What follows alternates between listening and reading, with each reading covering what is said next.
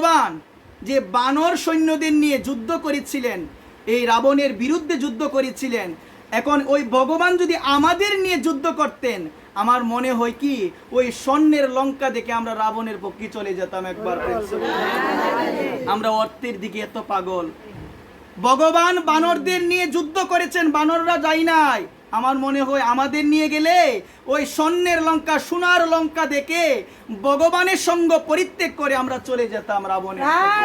তবে আগে স্বর্ণ আমার প্রয়োজন, টাকা আমার প্রয়োজন, এটা হচ্ছে আমাদের মনোভাব। আমরা বুঝি না মা। এক সময় গুরু নানক, মন্দির শুনবেন মা, তার এক শিষ্যের বাড়িতে যাবে, বাড়িতে গিয়েছে। বাড়িতে যাওয়ার সময় লক্ষ্য করে দেখলেন অট্টালিকাটা অনেক সুন্দরভাবে সুসজ্জিত করে রেখেছে এবং তার বাড়ির সামনে অনেকগুলো পতাকা লাগানো। গুরু নানক ভিতরে প্রবেশ করে একজনকে ডাক দিয়ে বলল, কিরে, ওর বাড়িতে এতগুলো পতাকা কেন লাগানো? বলছেন, আমার মালিকের কত স্বর্ণ গহনা, কত পরিমাণ টাকা মালিক নিজেও জানে না, ওই কারণে চিহ্ন হিসাবে ওই পতাকাগুলো উপরে টাঙ্গিয়ে রেখেছে। একবার প্রেম সে বলো। এই কথা বলার পরে গুরু নানক চিন্তা করলো, আমার শিষ্যকে একটা জিনিস বোঝাতে হবে, মানে ওই ধনী যে শিষ্য তাকে বোঝাতে হবে। যখন গুরু নানক গিয়েছেন, গুরু নানককে সৎকার করেছে। সৎকার করার পর গুরু নানক যখন চলে আসবে, গুরু নানক তার কাছে গিয়ে বলল যে আমার একটা জিনিস আছে, ওইটা কি তুমি রাখতে পারবে? বলছে, অবশ্যই রাখতে পারবো। বলছে, আমার কাছে একটা সুচ, মানে সুই আছে, তুমি কৃপা করে ওই সুইটা তোমার কাছে রেখে দিও। বলছেন, অবশ্যই রাখবো। বলছে, কখন নিয়ে যাবেন? বলছে, এই জন্মে আর নিব না, পরের জন্মে নিয়ে যাবো। একবার এই জন্মে আর নিব না, পরের জন্মে নিয়ে যাব। অবাক হয়ে গেল সেই ধনী ব্যক্তি। বললেন যে, এটা আপনি কি বললেন? পরের জন্মে কি সুইটা আমি সাথে নিয়ে যেতে পারবো? এটা তো আমার সাথে যাবে না। আপনি বলছেন পরের জন্মে নিয়ে নিবেন, তাহলে পরের জন্মে তো আমি নিতেই পারবো না, আপনি নিবেন কিভাবে? বলছেন, বাবা তুমি এত কিছু বুঝলে যে সামান্য একটা সুইও যদি না নিতে পারো, তাহলে এত পরিমাণ স্বর্ণ গহনা এগুলো তুমি কি করবে? এত পরিমাণ স্বর্ণ গহনা, অট্টালিকা বানিয়েছো, এত পরিমাণ টাকা পয়সা, এগুলো তুমি কি করবে যদি সামান্য একটা সুই না নিতে পারো? সে বুঝতে পেরেছিল যে গুরু নানক তাকে কি বোঝাতে চেয়েছিল, কিন্তু আমরা এখনো বুঝি নাই। আমরা অর্থের দিকে সবাই দৌড়াই। আরো প্রয়োজন, আরো প্রয়োজন, আরো প্রয়োজন। কি প্রয়োজন গো? অর্থ প্রয়োজন মা। মন্দির শুনবেন মা, অর্থের পিছনে যতই আপনি দৌড়ান না কেন মা, এই অর্থ আপনাকে কখনো সুখ, কখনো শান্তি দিতে পারবে না। যখন মৃত্যুবরণ হবে, যদি গায়ের মধ্যে স্বর্ণ অলংকারও থাকে, কান্নাকাটির মাঝখানেও তোমার ছেলে সেই স্বর্ণটা খুলে রেখে দিবে। ছেলেকে এত ভালোবাসো, মেয়েকে এত ভালোবাসো, সেই ভালোবাসা কোথায় যাবে? তুমি ছেলের ভালোবাসার জন্য, স্বামীর ভালোবাসার জন্য তুমি সময় দিতে পারো না ভগবানকে, নাম জপ করার সময় নাই তোমার। কোথায় যাবে সেই ভালোবাসা? মনে রাখবেন, কোথায় যাবে সেই ভালোবাসা? তোমার শাশুড়ি মারা গিয়েছে, কই? তার ছেলেকে তো নিতে পারে না, সেও তো তার ছেলেকে ভালোবাসতো, সেও তো তার মেয়েকে ভালোবাসতো, কই? সে তো চলে গেল, নিতে তো কাউকে পারে নাই। তুমি যে ভালোবাসছো তুমিও নিতে পারবে না। এই জগতে কেউ কারো আপন হতে পারে না, একমাত্র আপন হলো আমার প্রাণ গোবিন্দ, আমার পরম দয়াল নিতাই চাঁদ। কোনোদিন ছেড়ে যাবে না, কোনোদিন ছেড়ে যাবে না। সংসারের মানুষ কঠিন পরিস্থিতি আসলে পরম বন্ধু তোমার শত্রু হয়ে যায়, পরম বন্ধু তোমার বিপরীতে চলে যাবে। কিন্তু একজন যিনি হলো পরম বন্ধু, আমি তো মুখে বললাম, কিন্তু সে আমার কখনো ছিলই না বন্ধু। আমার বন্ধুকে জানো মা? গীতায় বলছেন আমার ভগবান, পঞ্চম অধ্যায় কর্ম সন্ন্যাস যুগের 29 নং শ্লোকে ভগবান বলছেন, ভুক্তারাং জগতোপাসং সর্বলোক মহেশ্বরম সুহৃদং সর্বভূতানাম জ্ঞাতামাম শান্তিমিচ্ছতি। আমাদের এক পরম বন্ধু হলো একজন, তিনি কে? সুহৃদ, যিনি নিকটে বসে আছে, নিকটের বন্ধু। সেই বন্ধু সর্বদা আমাদের কাছে আছেন, কিন্তু আমরা তাকে চিনতে পারলাম না, আমরা তাকে বুঝলাম না। আমাদের জীবনে না মা একটা অনেক বড় ভুল হয়ে গিয়েছে মা, যে আমাদের আপন তাকে দিলাম পর করে, আর যে আমার কখনো ছিল না, কোথায় ছিল এই ছেলে? কোথায় ছিল? এক সময় ছিল না, মাঝখানে আছে। এমন একটা সময় আসবে তুমি মারা যাবে, তোমার ছেলের সাথে সব সম্পর্ক শেষ। কোথায় যাবে? কিচ্ছু থাকবে না। কিন্তু যিনি আছেন, যিনি থাকবেন, যিনি আমাকে ছেড়ে কোথাও যাবে না, তিনি হলো ভগবান। তাকে দিলাম আমরা পর করে। আমাদের জীবনে সব থেকে বড় ভুল হলো আমরা ভগবানকে চিনি না, আমরা রাধারানীকে চিনি না। মা তুমি হয়তো বা কথাগুলো শুনছো, এক কর্ণ দিয়ে যাচ্ছে আরেক কর্ণ দিয়ে বের হয়ে যাচ্ছে। মা এই শোনার কোনো দাম নাই, এই শোনার কোনো দামই নাই। মা তুমি যদি আমার কথাগুলো ভালোভাবে বুঝে থাকো, আজকে আমার কথা নয় শাস্ত্রের কথা, তুমি বাড়িতে গিয়ে তোমার উপলব্ধিতে আসবে যে আমি কি করলাম এতদিন, আমি কি করলাম, এখনো আমার সময় হলো না ভগবানকে দেওয়ার, আমি কি করলাম এতদিনে, আমি কতটুক সময় দিয়েছি আমার ভগবানকে। মা একদিন দুদিন তিন দিন বিছানায় পড়ে দেখো মা, আমি অনেক লোককে দেখেছি আমার এই ৬-৭ বছরের ধর্মীয় জীবন, এই জীবনে আমাকে অনেক মা, অনেক বৃদ্ধ মহিলা তারা অনেকেই মারা গিয়েছে, ক্রন্দন করতো আমার কাছে, বলতো একটাই কথা যে ভগবান যেন আমাকে হাতে নাতে নিয়ে নেই। আমাকে এই কথাটা অনেক মুরব্বী অনেকেই আমাকে এই কথাটা বলেছে, আমি তাদের এখন যাদের উদ্দেশ্যে আমি বলছি তাদের চেহারাগুলো আমার চোখে আসছে, অনেক কষ্ট পেয়েছে সংসারে, কষ্ট না পেলে কেউ এই ধরনের কথা বলে না। আমরা এখান থেকে আমরা বুঝতে পারি যে সংসারের সুখ কাকে বলে। তুমি তো ভাবো যে কি সুখ, মন দিয়ে শুনেন, একদিন দুদিন বিছানায় পড়ে দেখেন, দেখবেন আস্তে আস্তে ভালোবাসা কিভাবে কমে, আস্তে আস্তে ভালোবাসা কিভাবে কমে। ছেলেকে নিয়ে এত অহংকার এত গর্ব থাকবে না এই ছেলে, এটা কলিযুগ।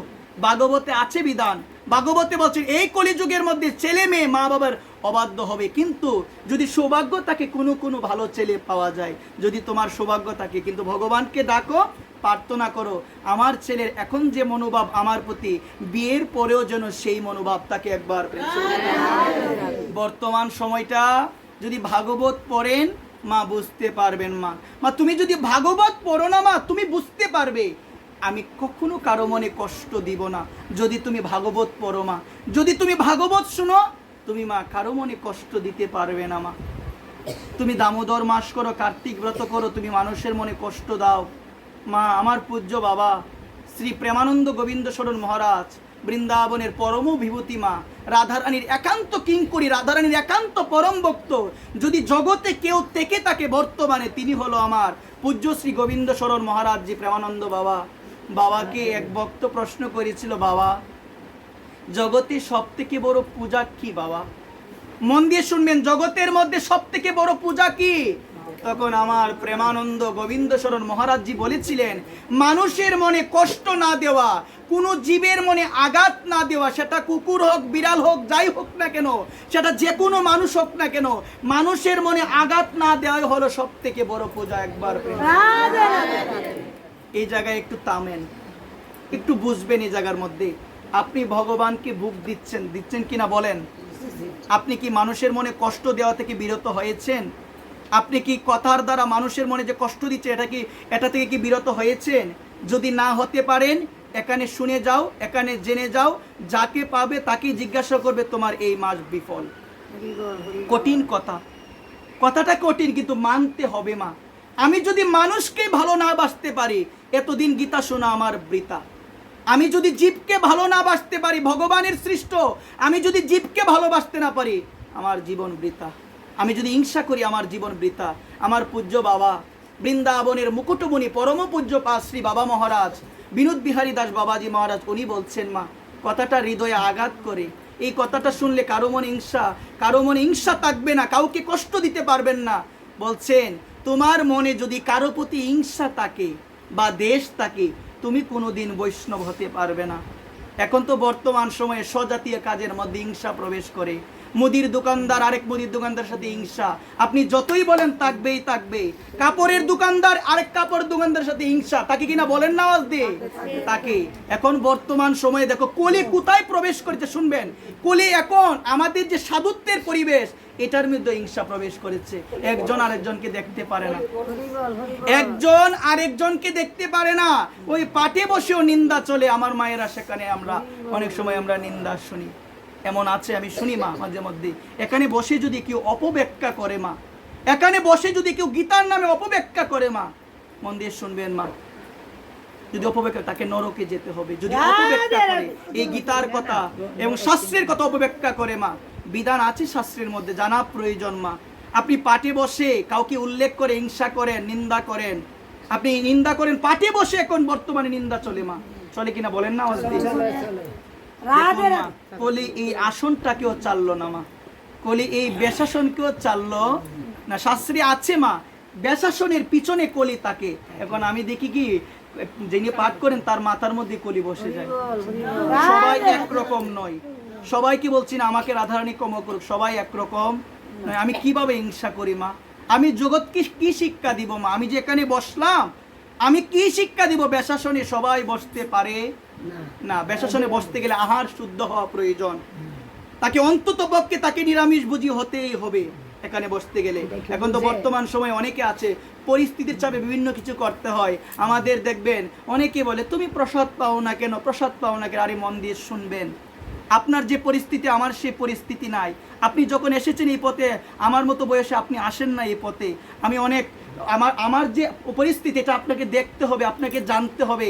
আপনি বলে দিলেন, আপনি কত কিছু বলেন, আমাকে বুঝান। এখন তো আমার মায়েরা কি বুঝে জানেন, যে আচার বাজারে বিভিন্ন কিছু করো, মানে আচার ভালো হলে হোক না হলে না, প্রসাদ পেলেই বৈষ্ণব।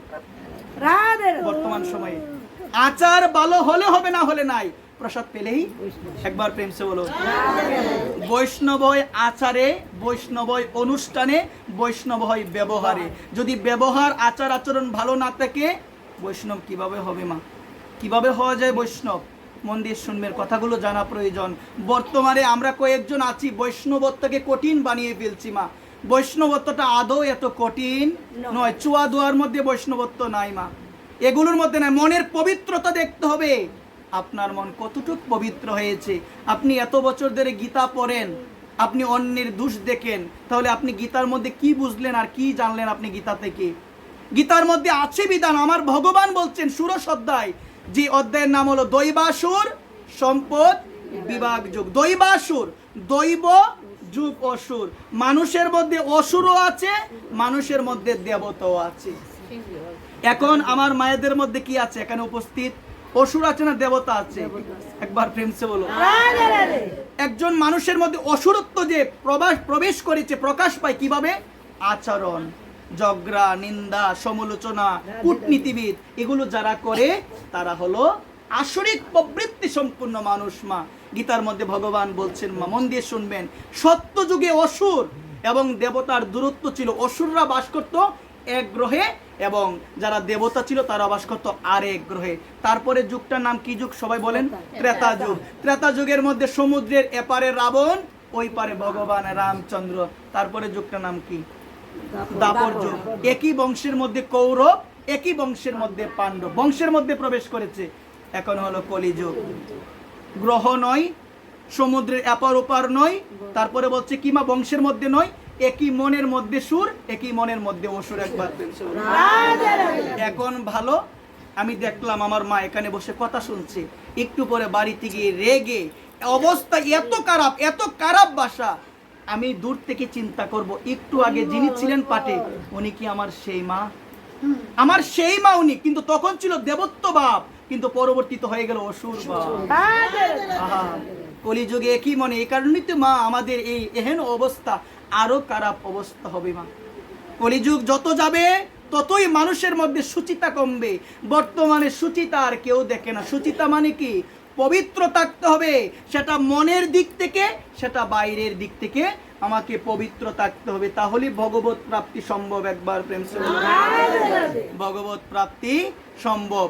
আর সকলের চরণে আমি অধম, আমি নরাধম নিবেদন করে বলবো, বিশেষভাবে জানা প্রয়োজন, আপনারা যে বাকি কয়েকটা দিন আছে ভগবান শ্রী রাধা দামোদরের কাছে, মা যশোদার প্রাণদন রাধা দামোদর, ভক্ত জনরঞ্জন রাধা দামোদর, এই রাধা দামোদরের কাছে আমাদের এই নিবেদন, প্রভু গো তোমার কাছে একটাই নিবেদন, প্রভু তুমি কৃপা করে তোমার এই ছোট্ট মূর্তি রূপে, বাল গোপাল রূপে তুমি আমার হৃদয়ে শুধু এক মাসের জন্য নয়, তুমি অনন্তকালের জন্য আমার হৃদয়ে তুমি প্রকটিত হয়ে যাও। একবার আমার হৃদয়ে তুমি প্রকটিত হয়ে যাও। এখানে ভগবানকে বসাতে হবে। কাকে বসাতে হবে? ভগবান কার গো মা? ভগবান কার জানা প্রয়োজন না মা? ভগবান কার? উদ্ধব প্রশ্ন করেছিল ভগবানকে, ভাগবতে আছে মা। উদ্ধব হলো ভগবানের একজন পরম ভক্ত, যে প্রশ্ন করেছিল মা। উদ্ধবের মনে একসময় অহংকার এসেছিল, আমার মতো ভক্ত জগতে আর কেউ নয়। উদ্ধব সাক্ষাৎ বৃহস্পতি, দেবগুরু বৃহস্পতির শিষ্য উদ্ধব, মনে অহংকার এসেছিল। আমার মতো ভক্ত ত্রিজগতে আর কেউ নাই। ভগবান চিন্তা করলো, উদ্ধব তুমি মনে মনে ভাবলে তোমার মতো ভক্ত আর কেউ নাই, আমাদেরও কয়েকজন আমরা আছি, আমাদের দশা সেম এইরকম, আমার থেকে বড় আর কেউ নাই, আমিই সবার উপরে, আমার থেকে শ্রেষ্ঠ কেউ নাই। দুর্যোধনের মনোভাব, আমি যেটা বলি সেটাই সঠিক। আরে অমুক সাধু কি বললো এগুলো জানি না, আমি যেটা বলি সেটাই সঠিক, আমি যেটা করি সেটাই সঠিক। মন দিয়ে শুনবেন। এক সময় নারদ তার হাতের মধ্যে 3টা ফুলের মালা নিয়ে হস্তিনাপুরে এসেছিল। আসার পরে দেখা হয়েছে দুর্যোধনের সঙ্গে। মন দিয়ে শুনবে, কার সঙ্গে দেখা হয়েছে? দুর্যোধনের সঙ্গে। দুর্যোধন প্রণাম জানিয়েছে যে নারদ মুনি আপনার চরণে প্রণাম। বলছেন আপনার যে হাতের মধ্যে 3টা ফুলের মালা, আপনি এগুলো কার জন্য নিয়ে এসেছেন? বলছেন আমি এগুলো নিয়ে এসেছি জগতের যিনি উত্তম ব্যক্তি তাকে পরাবো, জগতের যিনি মধ্যম ব্যক্তি তাকে পরাবো, জগতের যিনি অধম ব্যক্তি তাকেও পরাবো, এই 3টা মালা নিয়ে এসেছি। বলছেন তাহলে আপনি সঠিক জায়গায় এসেছেন। তাহলে আপনি কোন জায়গায় এসেছেন? সঠিক জায়গায়। যে বলছে কেন সঠিক জায়গায় কেন? আমাকে কি আর কোথাও যেতে হবে না? বলছে না, বলছে আমার মতো উত্তম জগতে আর কেউ নাই। আহা, দুর্যোধনধারী লোক জগতে আছে, আমার মতো উত্তম আর কেউ নাই, আমার উপরে কেউ নাই, আমি সবার বড়, যেটা বলি যেটা করি যেটাই করছি যেটাই বলছি এটাই সঠিক, আর কারোটা জানি না আমি, আরে ওরটা বল আমারটাই সঠিক। আছে কিনা এমন লোক? এইরকম মনোভাব দেখি বোঝা যায় উনি আর কেউ নয় গো। উনি কে? এসেছেন দাপর যুগের দুর্যোধন, কলি যুগের মধ্যে আমার মধ্যে এসেছে। আহা, নারদ চিন্তা করলো সে কি বলছে। বলছেন মধ্যম ব্যক্তি কোথায় পাবো?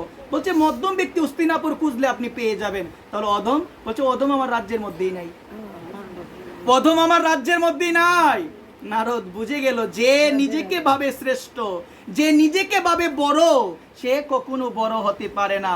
আর যে নিজেকে ভাবে আমি হলাম ক্ষুদ্রাতি ক্ষুদ্র, আমার কোনো অস্তিত্ব নাই, একটা সময় ছিল আমি ছিলাম না, আজ থেকে আরো 30 বছর, আজ থেকে আরো 23 বছর পিছিয়ে যায় আমি ছিলাম না, আজ থেকে আরো 20 বছর পিছিয়ে যায় আমি থাকবো না, আমার কোনো অস্তিত্বই নাই।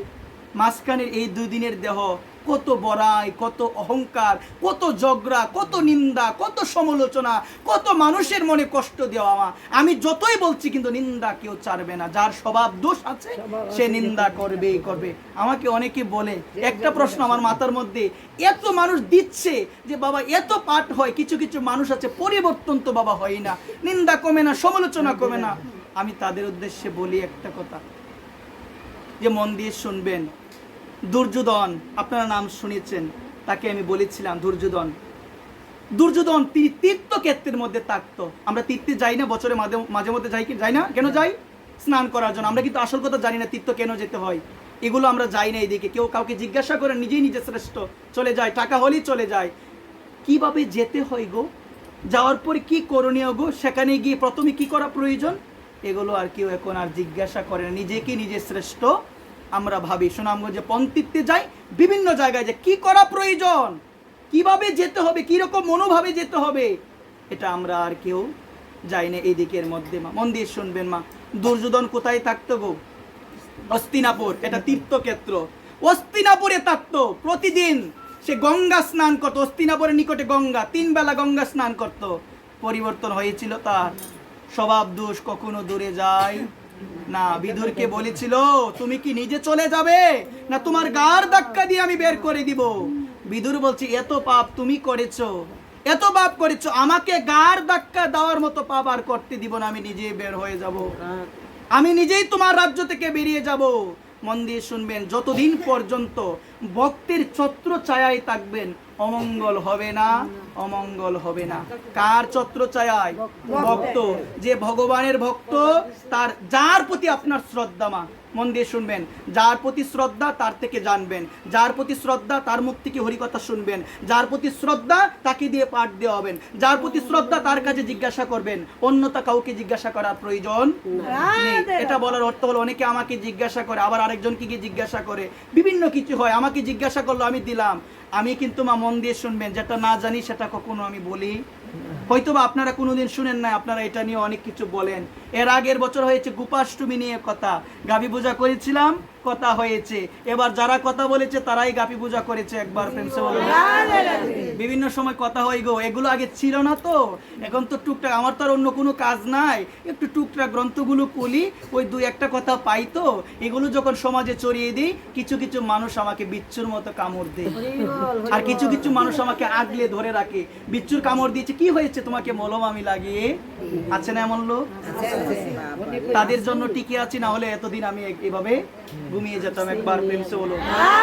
শুভাকাঙ্ক্ষী আছে বিদায় আমি আজকে আছি, না হলে যে অবস্থা মা, আমার তো কিছু জানা নাই, কিচ্ছু জানি না, কিচ্ছু পারি না, আমি সব দিক থেকে ছোট। আপনারা এখানে যারা আছে সবাই আমার থেকে বড়, জ্ঞানে বড়, দীক্ষায় বড়, আচারে বড়, সেবায় বড়, সমস্ত কিছু থেকে বড়। কিন্তু একটা কথা আপনাদের চরণে নিবেদন করে আমি বলতে পারি মা, স্বভাব দোষ এত সহজে দূরে যায় না, কখনো যাবে না। যে নিন্দা করার সে আমার পাঠ শুনলে আরো নিন্দা বাড়বে, যে সমালোচনা করার সে আমার পাঠ শুনলে 1000 গুণ সমালোচনা বাড়বে। কিন্তু যার বিবেক ভালো সে বুঝবে, আইরে আমি কি করছি, আমি কি করছি। আমার বাবা বিনোদ বাবা, তার একটা গ্রন্থ ভক্তি ক্রমবিকাশের অন্তরায়, ওই গ্রন্থের মধ্যে বলছেন আমাদের ভক্তি জীবনের পরম শত্রু হলো নিন্দা করা। এখন মানুষ দেখি এটাই বেশি করে, কোনটা বেশি করে? আওয়াজ নাই দি, কি বেশি করে? নিন্দা। একবার প্রেমসে বলো। রাধে রাধে। সাধু নিন্দা, বৈষ্ণব নিন্দা যতদিন পর্যন্ত ত্যাগ না করতে পারবো, হরিনামে রুচি আসবে না, হরিনামে কখনো রুচি আসবে না। হরিনাম 1000 বার করে যাও, কখনো রুচি আসবে না। আজকাল এটাই হচ্ছে আমাদের, আজকাল এটাই হচ্ছে মা। এই কারণে মা মন দিয়ে শুনবেন, ভক্ত সবার হাতে গ্রহণ করেন, এটা বলে দিই। আমাদের একটা প্রশ্ন যে অমুকে অমুকের হাতে পাই না কেন, অমুকে তো সাধু, বলে না? আওয়াজ নাই দিয়ে বলে কি না? বিভ্রান্তি চড়ায়, অনেকের বাড়িতে অনেকে যাই না, অনেকে কিন্তু প্রসাদ পেতে চাই না। কেন চাই না জানেন? একটু মন দিয়ে শুনবেন। আমার পূজ্য বিনোদ বাবাকে একজন প্রশ্ন করেছিলেন, বাবা বৃন্দাবনের মধ্যে এত বৈষ্ণব সেবা হয়, আপনি যান না কেন বাবা, আপনি শুধু ধামেই থাকেন? তখন আমার বিনোদ বাবা বলেছিল, ওরা যে সেবাটা করে কোন ভাবে অর্থ আসে, কিভাবে অর্থ উপার্জন করে, এটা যদি তার অন্যায় পথে অর্থ উপার্জন করে, আমি যদি সেখানে গিয়ে আমি সেবায় গ্রহণ করি, আমার ভজন হ্রাস পেয়ে যাবে। একবার বসে বসে অর্থ কামানো, অবৈধ পথে অর্থ কামানো, এই টাকা দিয়ে বৈষ্ণব সেবা দিলে, যে বৈষ্ণব সেবার মধ্যে অংশগ্রহণ করবে তার ভজন নষ্ট হয়ে যাবে। জানা প্রয়োজন। দৃষ্টান্ত দিলে বুঝতে পারবেন। নবদ্বীপে এক সাধু বাবা, ভগবানের পরম ভক্ত, ভগবানের পরম ভক্ত, সর্বদা ভগবানকে ডাকতো। মন দিয়ে শুনবেন, কাকে ডাকতো? সর্বদা ভগবানকে ডাকতো। জানা বিশেষ প্রয়োজন। তো মন্দিরের যিনি পূজারী, ওই মন্দিরের পূজারী আমার বাবার জন্য মাঝে মাঝে ভগবানকে যে ভোগ নিবেদন করতেন সে প্রসাদ পাঠাতেন। একদিন কি হলো জানো মা, কিছু ভক্ত এসেছে মা, সেই ভক্তগুলো এসে মন্দিরের মধ্যে টাকা দিয়েছে, মন্দিরের মধ্যে ভোগ লাগানো হয়েছে। ভোগ লাগানোর পরে পূজারী চিন্তা করলো বাবার জন্য একটু প্রসাদ পাঠাই। বাবাজি ভজন করে বসে বসে বাবার জন্য কি পাঠাই গো, একটু প্রসাদ পাঠাই। প্রসাদ পাঠালো, বাবার কাছে নিয়ে গেল। বাবা বলছে, দেখো আমার নাম জপ সম্পূর্ণ হয় নাই, তুমি রেখে দাও, আমি পরে গ্রহণ করব।